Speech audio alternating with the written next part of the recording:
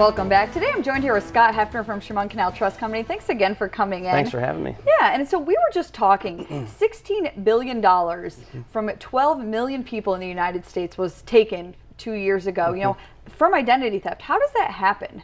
Well, and the scary thing is that was 2 years ago. Those numbers probably today are even higher, which is really scary.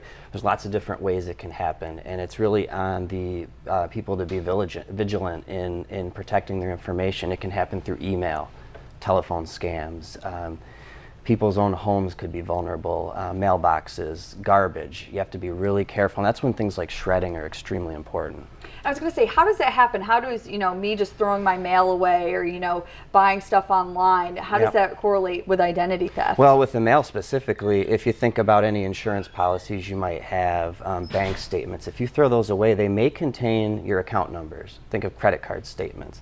All it takes is someone to either, you know, go into your garbage. It's called dumpster diving. It could be a bank statement sitting in your mailbox, and all it takes is someone just to pull it out. So it's just really that easy for people to get a hold of your personal information. And so for mail specifically, you guys would recommend shredding everything? Shredding, or, you know, a lot of banks and credit unions offer their statements electronically, which are only available behind a secure login, which is honestly probably the best way to keep your information safe. And then so, you know, we're in a day and age where, you know, you buy everything online. You know, we're putting in different credit cards and personal information. You know, how do we make sure, you know, those sites are safe and that we're not going to get, you know, stolen from? Well, you obviously want to shop through reputable companies first. The other thing I would suggest is if you are giving out credit card information or creating usernames and passwords, don't have that saved.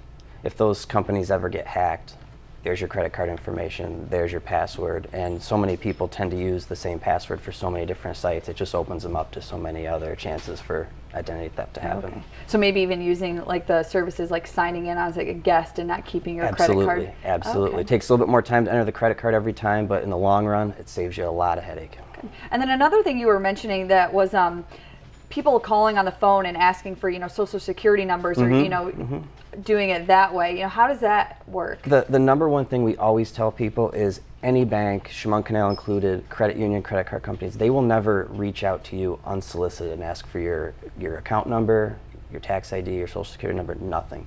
So if you ever get that call, it's always best to just hang up, call the bank, call the credit card company, and you initiate that conversation. Okay, so big red flag right there if they Huge call. red flag. All right. Well, Scott, that's all the time we have, so thank you again for coming.